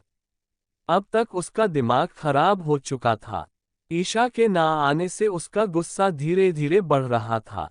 उसने अपनी आंखें बंद कर ली खुद को शांत करने के लिए। तभी केबिन का दरवाजा खुला। जब उसने केबिन की तरफ देखा तो वहां पर उसे मिष्टी खड़ी दिखाई दी, और जब उसने मिष्टी के साइड में देखा तो उसकी आंखें वहीं ठहर गई और उसकी आंखों में सुकून उतर आया। जिन आंखों में भी थोड़ी देर पहले बेचैनी गुस्सा था, वो आंखें अब सुकून से भर गई थी। आखिर इस पल का उसने कितना इंतजार किया था। जिस केबिन में वह किसी को भी आने नहीं देता था, उस केबिन में ना चाहते हुए भी उससे न जाने किस किस को बुलाना पड़ा, और अब जाकर कहीं वो आई है जिसका उससे इंतजार था। यूवी की आंखें ईशा पर ही टिकी हुई थी, लेकिन मजाल है कि ईशा ने अपनी नजरें एक बार भी उठाकर यूवी को देखा हो तो। मिस्टी ने युवराज से अंदर आने की परमिशन मांगी तो युवराज ने परमिशन दे दी। मिष्टी और ईशा अंदर आ गई। युवराज की नजरें तो ईशा पर ही टिकी हुई थी। उसने एक लंबी सांस ली और उसने मिष्टी से सवाल पूछा, क्या रीजन है आपका असाइनमेंट ना करने का? मिष्टी ने कहा वो दरअसल सर इसकी इश्यू की तरफ उंगली पॉइंट करते हुए, इश्यू को तबीयत खराब थी तो मैं इसके घर चली गई थी, जिस वजह से मैं अपना असाइनमेंट कंप्लीट नहीं कर पाए, और ईशा बीमार होने की वजह से अपना असाइनमेंट कंप्लीट नहीं कर पाए। इतना कहकर मिष्टी चुप हो गई और भगवान से प्रार्थना करने लगी कि युवराज को उसकी बात पर यकीन हो जाए। वही ईशा तो मन ही मन मिष्टी को गालियां दे रही थी। पता नहीं अब तक वो मिष्टी को कितने नामों से नवाज चुकी होगी। वही ईशा की तबीयत का सुनकर यूवी की नजरें ईशा पर टिक गई, जिसे ईशा भी बखूबी महसूस कर पा रही थी, लेकिन ईशा ने अपनी नजरें नहीं उठाए। वहीं यूवी इस उम्मीद में ईशा को देख रहा था कि वो सिर्फ एक बार, कम से कम सिर्फ एक बार ही सही, वो अपनी नजरें उठाकर उसे देखे। वही यूवी ने मिष्टी से कहा of now you can go. UV के ऐसा कहने से मिष्टी खुश हो गई और वहां से जाने लगी। ईशा भी मिष्टी के साथ ही जाने लगी कि यूवी ने कहा, मैंने आपसे जाने को नहीं कहा मिस ईशा। यूवी के ऐसा कहने से ईशा और मिष्टी दोनों ही रुक गई और मिष्टी यूवी को देखने लगी, लेकिन ईशा वैसे ही अपनी पीठ यूवी की तरफ खड़ी रही। यूवी ने मिष्टी से कहा, आप जा सकती है। यूवी के ऐसा कहने से मिष्टी ने एक नज़र ईशा की तरफ देखा और यूवी के केबिन से बाहर चली गई। वही अब केबिन के अंदर सिर्फ और सिर्फ यूवी और ईशा ही थे। जहां ईशा यूवी की तरफ पीठ करके खड़ी थी तो वहीं यूवी चेयर पर बैठा उसे ही देख रहा था। यूवी ने अपनी टेबल पर रखे हुए रिमोट से अपने केबिन का दरवाजा लॉक कर दिया, जिसके बारे में ईशा को नहीं पता चला। यूवी अपनी चेयर से खड़ा हुआ और ईशा की तरफ बढ़ने लगा। यूवी ईशा के एकदम पीछे जाकर खड़ा हो गया। वहीं ईशा को भी फील हो रहा था कि यूवी उसके पीछे है, लेकिन ईशा पीछे नहीं पलटी और वैसे ही खड़ी रही। यूवी ईशा के आगे आकर खड़ा हो गया, लेकिन ईशा एक टक नीचे फर्श को देख रही थी। यूवी काफी देर तक ईशा को देखता रहा, लेकिन उसने अपनी नजरें नहीं उठाई तो यूवी ने ईशा को देखते हुए कहा, ऊपर मेरी तरफ देखो। यूवी के कहने पर भी ईशा ने अपनी नजरें नहीं उठाए और ना ही यूवी की तरफ देखा। यूवी ने फिर से कहा, लेकिन ईशा ने यूवी तरफ नहीं देखा।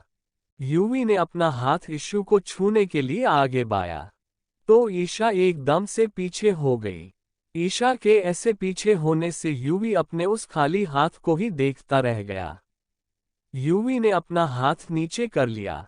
उसने ईशा से कुछ नहीं कहा, क्योंकि वह जानता था कि गलती उसकी ही थी। ईशू ने अपने मन में कहा, मेरी कोई गलती नहीं थी, फिर भी मुझे डांट दिया। अब मैं बताऊंगी कि मुझसे पंगे लेने का क्या मतलब होता है। ईशा ने अपनी नजरें नीचे फर्श पर ही टिकाए हुए कहा, आपको कुछ काम है सर? अगर है तो बता दीजिए, और अगर नहीं है तो प्लीज साइड हट जाए क्योंकि मेरी क्लास का टाइम हो रहा है। ईशा के ऐसा कहने से यूवी ईशा को एक टक देखने लगा, क्योंकि ईशा ने सर वर्ड पर कुछ ज्यादा ही जोर दिया था। यूवी ने ईशा को देखकर कहा, अब कैसी है तुम्हारी तबीयत? ईशा ने बिना यूवी की तरफ देखे हुए कहा, आपका उससे कोई लेना देना नहीं है सर, वो मेरा पर्सनल मैटर है। ईशा ने आगे कहा, क्या अब मैं जा सकती हूँ सर? यूवी ने कहा, नहीं, बिल्कुल भी नहीं, और अब तुमसे रिलेटेड हर मैटर से मुझे लेना देना है। और ये क्या इतनी देर से सर सर लगा रखा है? मैं तुमसे कहा था ना कि अकेले में तुम मुझे सर नहीं बुलाओगे। ईशा ने कहा, मैं आपको सर इसीलिए बुला रही हूँ क्योंकि आप मेरे सर हैं, और इसके अलावा आप मेरे कुछ भी नहीं लगते हैं। स्टूडेंट और प्रोफेसर के अलावा कोई रिश्ता नहीं हमारा।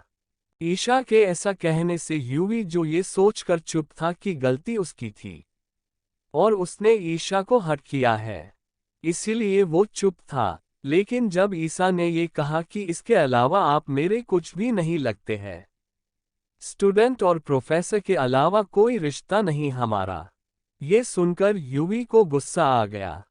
उसने ईशा को एकदम से उसकी कमर से पकड़ा और उससे अपने पास खींच लिया और अपने होठ ईशा के होठों पर रख दिए और गुस्से से ईशा को थ्रोइंग किसेस करने लगा। वही ईशा तो एकदम से हैरान हो गई थी यूवी के ऐसा करने से। उसने ये बिल्कुल भी नहीं सोचा था कि यूवी ऐसा कुछ भी करेगा। चैप्टर 89, यूवी का ईशा को रूडली किस करना। यूवी ने कसकर ईशा को अपनी अपनी बाहों में जकड़ रखा था और वो लगातार ईशा के होठों को गुस्से में किस रहा था। उसके कानों में लगातार ईशा के शब्द गूंज रहे थे। जब ईशा ने ये कहा था कि इसके अलावा आप मेरे कुछ भी नहीं लगते हैं, स्टूडेंट और प्रोफेसर के अलावा कोई रिश्ता नहीं है हमारा, ईशा की इस बात पर यूवी को गुस्सा आया था। ईशा की ये बात यूवी को अपने दिल पर लगी थी, जिस वजह से वो लगातार ईशू के होठों को गुस्से ने किस किए जा रहा था। वो किस कम और उसके होठों को चबा ज्यादा रहा था। वहीं यीशु तो अपनी आंखें बड़ी बड़ी किए हुए हैरान सी खड़ी थी। वो जब होश में आए जब उससे अपने होठों पर दर्द महसूस हुआ। अपने होठों पर दर्द महसूस होते ही ईशा ने यूवी को खुद से अलग करना शुरू कर दिया। लेकिन यूवी ने ईशा को कसकर अपनी बाहों में पकड़ रखा था, जिस वजह से वो यूवी को अलग नहीं कर पाए। लेकिन उसे अपने होठों पर काफी दर्द हो रहा था, जिस वजह से उसने अपने छोटे छोटे हाथों से यूवी के सीने पर मारना शुरू कर दिया, जिससे यूवी को कोई फर्क नहीं पड़ा। यूवी के अलग ना होने से और अपने होठों पर दर्द होने से ईशा की आंखों में आंसू आ गए। यूवी ईशा को रुडली किस कर रहा था। उसने किस करते हुए ईशा को पीछे की तरफ ले जाना लगा और ले जाकर यीशु को टेबल से सटा दिया और यीशु को किस करने लगा। लेकिन ईशा के लाख कोशिश के बाद भी वो यूवी को खुद से अलग नहीं कर पाए। उसकी आंखों से आंसू लुढ़क कर गालों पर आ गए। जब यूवी को अपने गाल पर कुछ गीला गीला फील हुआ, तो उसने यीशु को किस करना बंद कर दिया और अपनी आंखें खोली, तो उसकी नजरें यीशु की आंखों से लुढ़कते हुए आंसुओं पर पड़ी। जब यूवी ने ईशा की आंखों में आंसू देखे तो यूवी ने अपने होठों को ईशा के होठों से हटा लिया। यूवी के छोड़ते ही ईशा लंबी लंबी सांसें लेने लगी। उसका गोरा चेहरा सांस ना लेने के कारण पूरा लाल हो चुका था। यूवी के छोड़ते ही ईशा ने अपने हाथों से अपने होठों को छुआ और अपने हाथ को आगे किया, तो उसके हाथों पर खून लगा हुआ था, क्योंकि यूवी ने गुस्से में यीशु को किस करते समय बाइट कर लिया था, जिस वजह से ईशा के होठों से खून निकल रहा था। ईशा की आंखों में आंसू थे। वो अपनी आंसू भरी आंखों से यूवी को देख रही थी। उसे अब भी अपने होठों पर दर्द महसूस हो रहा था। यूवी ने दोबारा से एक किस ईशा के होठों पर कर दी और यूवी ने अपने माथे को ईशा के माथे से सटाते हुए एक जुनून भरी आवाज में कहा, ये रिश्ता है हमारे बीच, अब फिर कभी ये मत कहना कि हमारे बीच कोई रिश्ता नहीं है, वरना मुझे बुरा कोई नहीं होगा। अगर दोबारा तुमने ऐसा वैसा कुछ कहा तो आगे तुम्हारे साथ और भी बहुत कुछ हो सकता है। कहीं ऐसा ना हो कि बाद में तुम्हें पछताना पड़ा। ईशा जो खड़ी खड़ी सिसक रही थी, वो यूवी की ऐसी जुनून भरी आवाज सुनकर कांप गई। लेकिन ईशा ने थोड़ी सी हिम्मत दिखाई और यूवी को अपने आप से दूर धक्का दे दिया, जिस वजह से ज्यादा तो नहीं लेकिन यूवी 2-3 कदम पीछे हो गया। वो भी इसलिए क्योंकि यूवी की पकड़ इस वक्त ईशा पर कमजोर थी। ईशा के ऐसे धक्का मारने से यूवी ईशा को देखने लगा। ईशा ने रोते लाउडली क्राइंग हुए कहा, और आपको आता ही क्या है मुझे हट करने के अलावा?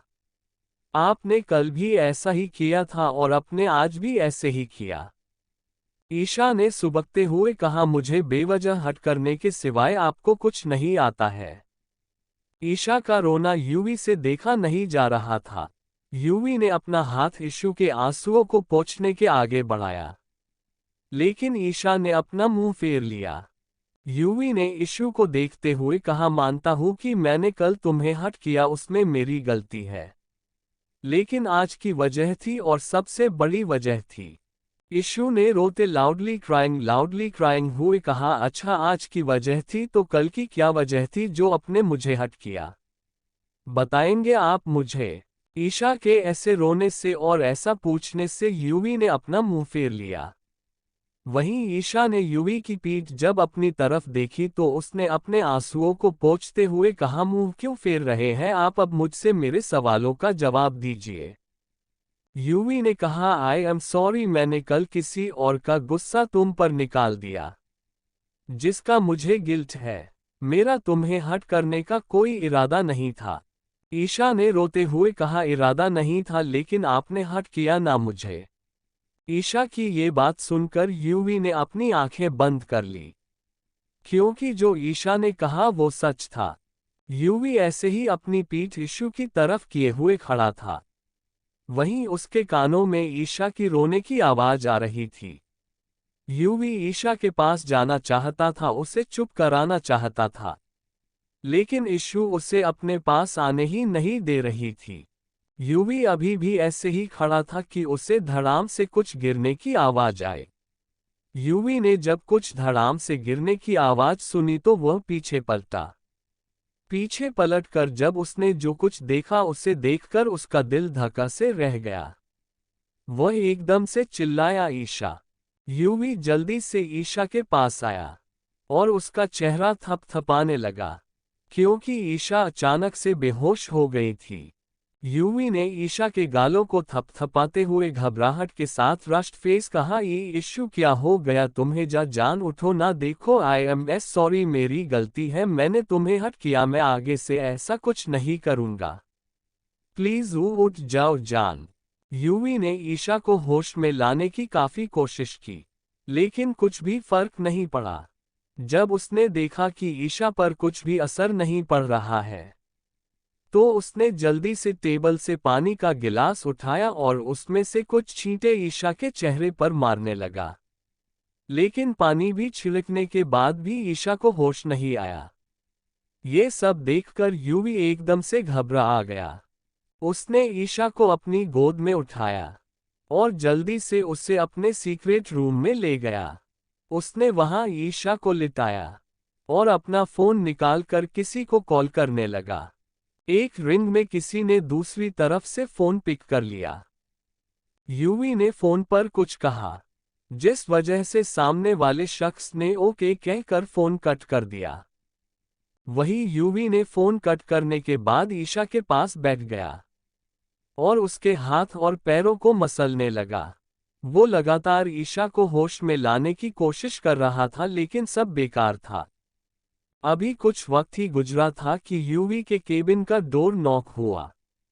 यूवी ईशा के पास से उठकर बाहर केबिन में आ गया और दरवाजा खोल तो सामने सिद्धार्थ खड़ा हुआ था और उसके साथ ही एक शख्स और भी था, जो देखने में डॉक्टर लग रहा था, लेकिन फिलहाल उसकी आंखों पर काली पट्टी बंधी हुई थी, जिस वजह से वह डॉक्टर कुछ भी नहीं देख पा रहा था।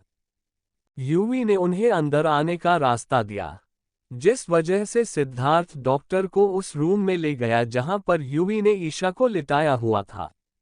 रूम में पहुंचकर यूवी ने सिद्धार्थ से उस डॉक्टर की आंखों की पट्टी को खोलने का इशारा किया, जिस वजह से सिद्धार्थ ने डॉक्टर की पट्टी को खोल दिया। पट्टी के खुलने के बाद यूवी ने उस डॉक्टर को ईशा का इलाज करने को कहा। डॉक्टर आगे बढ़कर ईशा को एग्जामिन करने लगा।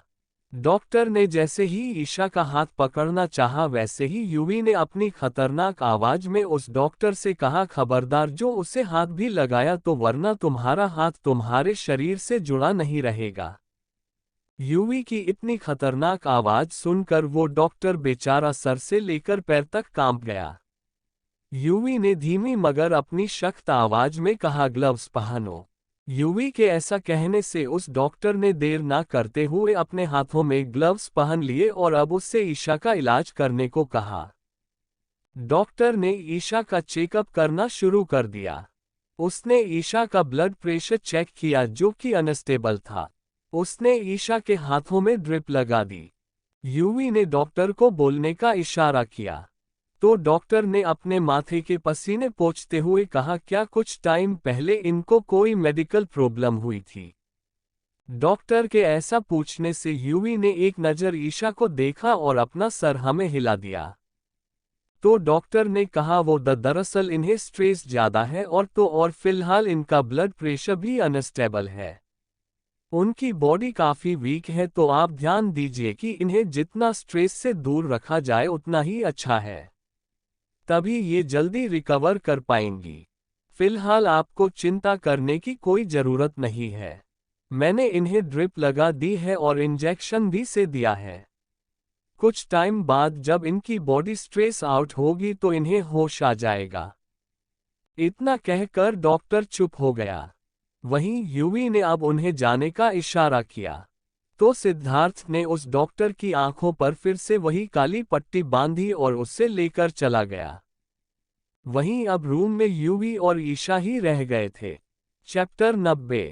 यूवी ईशा की तरफ पलटा और ईशा के पास आकर बैठ गया। वो ईशा के पास बैठकर उसका सर सहलाने लगा। उसने ये बिल्कुल भी नहीं सोचा था कि ईशा ऐसे बेहोश हो जाएगी। यूवी ने ईशा का सर सहलाते हुए कहा, तुम्हें पता है मैं कितना डर गया था तुम्हारे इस तरह बेहोश होने पर। मुझे आज सेम वैसा ही फील हुआ था जब पहले मैंने तुम्हें हॉस्पिटल में ऐसे ही बेहोश देखा था। धड़कने रुक सी गई थी मेरी, यू स्टूपिड गर्ल। इतना कहकर यूवी ने अपना सर ईशू के सर से लगा दिया और अपनी आंखें बंद कर ली। थोड़ी देर बाद यूवी ने अपनी आंखें खोली और ईशू को देखकर अपनी आंखों में कुछ अजीब सा भाव लिए हुए कहा, बस अब और मैं तुम्हारे बिना नहीं रह सकता। इतना कहकर यूवी बेड से खड़ा हो गया। वो उस कमरे में मौजूद कबर्ड के पास गया और वो उसमें कुछ ढूंढने लगा। लगभग 1 मिनट बाद यूवी ने उसमें से कुछ पेपर्स निकाले और उन पेपर्स को देखकर यूवी के चेहरे पर एक डेविल स्माइल आ गई। उसने उन पेपर्स को देखा और कुछ सोचने लगा। उसने वो पेपर्स लिए और बेड के साइड के ड्रॉर में रख दिए और अपने ब्लेजर को निकालने लगा। ब्लेजर को उसने वहीं गिरा दिया और अपनी शर्ट के बटन खोलने लगा। उसने ईशू को देखकर धीरे से कहा, आई एम सॉरी जान, जो मैं कर रहा हूँ आई नो कि वो सही नहीं है और उससे तुम्हें हर्ट होगा, लेकिन आई स्वेयर मैं तुम्हें आज के बाद कभी भी हर्ट नहीं होने दूंगा। बस थोड़ा सा और सह लो।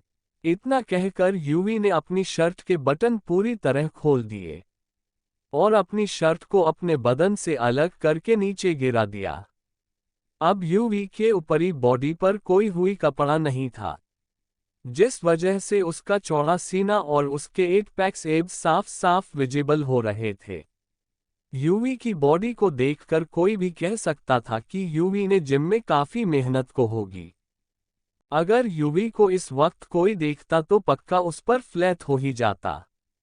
यूवी के बाइसेप्स, उसका ब्रॉड चेस्ट और 8 पैक्स एब्स देखकर कोई भी उस पर आसानी से मार मिटता, लेकिन जिसे मर मिटना चाहिए वो तो यहाँ बेहोश थी।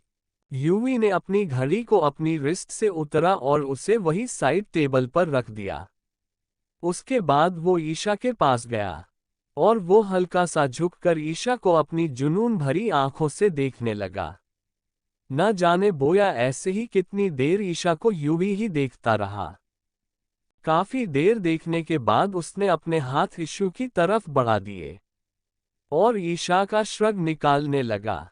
यूवी ने ईशा का श्रग ईशा की बॉडी से अलग कर दिया और उसे वही बेड की साइड में फेंक दिया।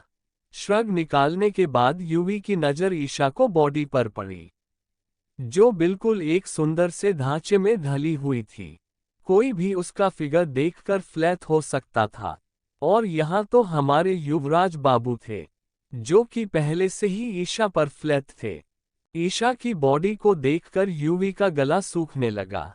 ईशा ने श्रग के नीचे नीचे व्हाइट कलर का क्रॉप टॉप पहना हुआ था, जिससे उसकी गोरी कमर साफ साफ नजर आ रही थी, जिसे देखकर तो यूवी की दिल की धड़कनें तेज तेज धड़कने लगी। उस क्रॉप टॉप में ईशा का हर एक उभार साफ साफ दिख रहा था, जिसे देखकर यूवी को अपना कंट्रोल छूटता हुआ महसूस हो रहा था। Thank you. आपको नोवेल कैसा लगा कमेंट करें और चैनल को सब्सक्राइब करें। लाइक और शेयर करना न भूलें। Thank you for watching the video.